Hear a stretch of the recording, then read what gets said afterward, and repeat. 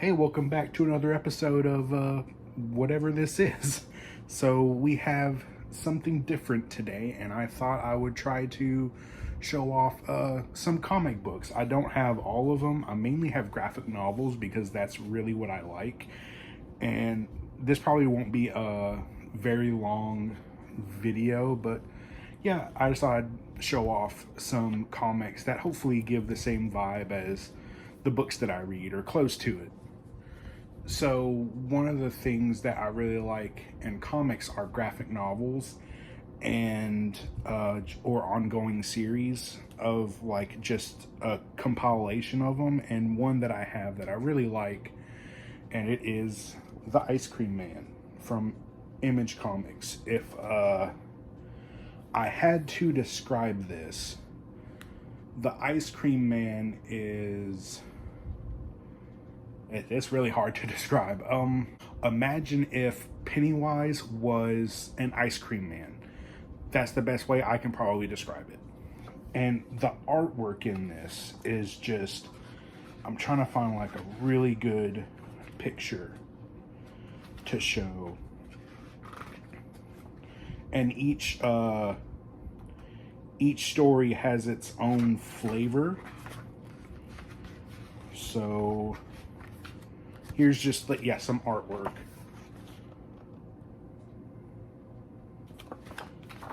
And that one, oh, that's not ice cream flavor, but where's another one that's really good? Oh, here's one that's pretty trippy.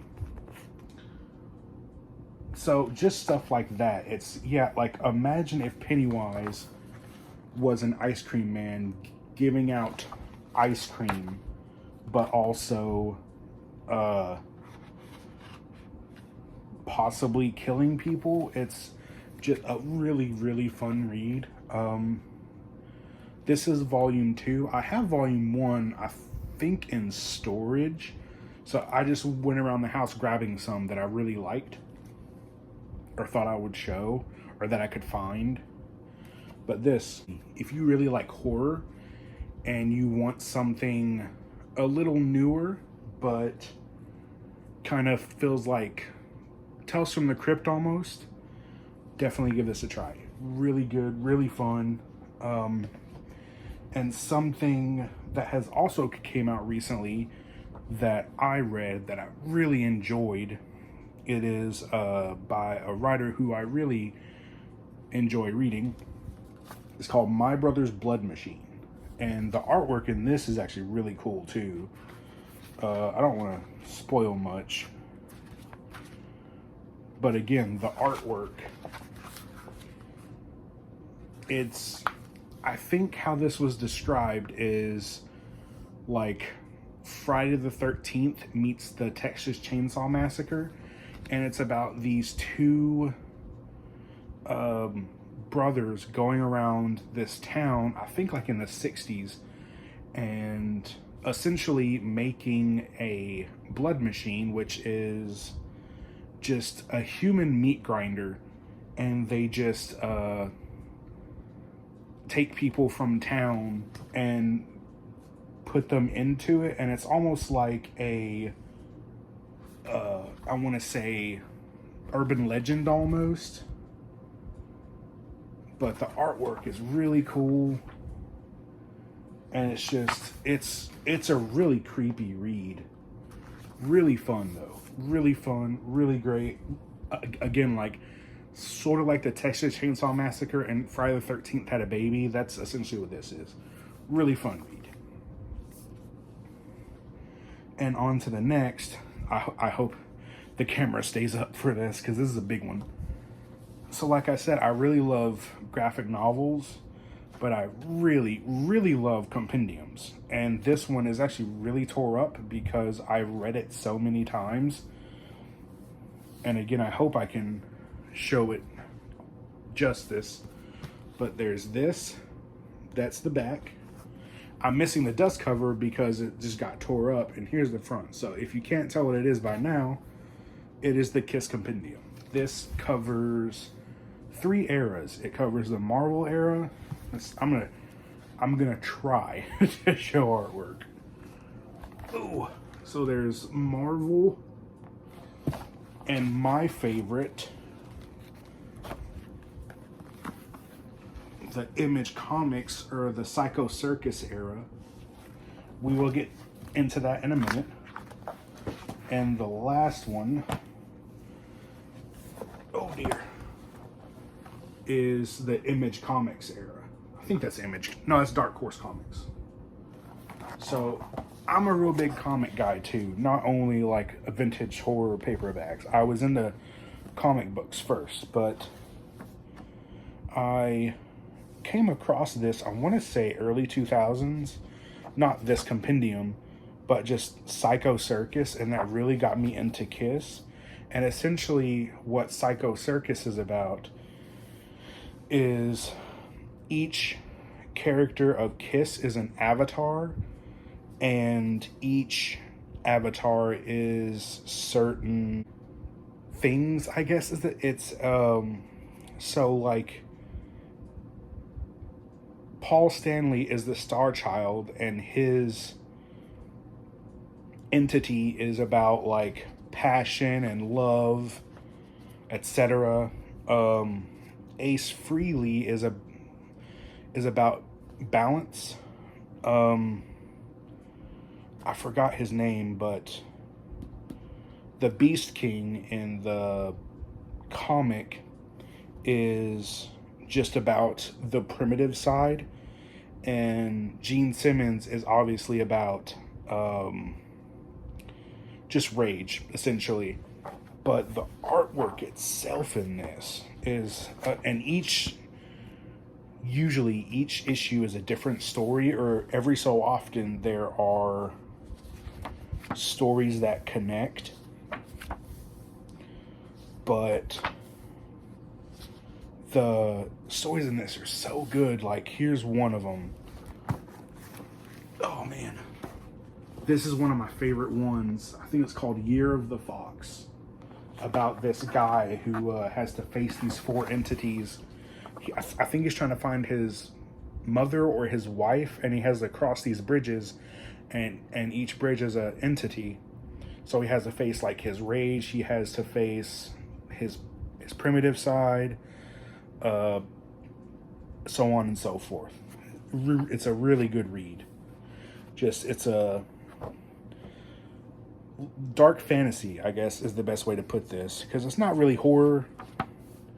There are elements of horror in it, but Kiss Psycho Circus, man, such a great read. I'm trying to find like one more. Here's an okay picture. It's just stuff like this. I love this artwork. And this book is thick too. Just look at that. This is really thick. I have read this so many times. I love Psycho Circus. And on to the final four, which are basically the same thing. So again, I love compendiums. And the first compendium is, hopefully I got this up right, The Walking Dead. I prefer the comics to the show. I'm not saying the show is bad, but I really, really enjoy the comics. I'm also trying to get a picture that I can show. Here we go. Just a random picture. Also, fun fact, I don't think people know this. I'm gonna see if I can find it. Then again, maybe not. Anyways, Rick loses his hand way earlier in the comics. Like, when he meets the governor, I think their first meeting of the governor just chops his hand off and be like, hey, I run things now. And then, of course, after that, we have Compendium 2. And I love the regular people and then zombies. The zombie version of them. So, yeah, here's just some random pages. I read the entire series of The Walking Dead. So, and then after that we have Compendium 3, which is the entrance of Negan, who is actually, he's one of my favorite comic book characters. So I have read these quite a bit as well.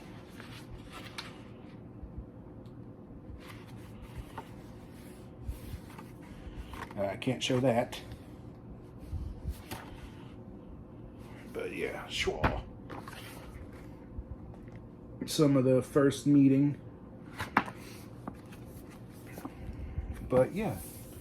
Compendium 3. And last but not least, the ending of The Walking Dead, which is Compendium 4.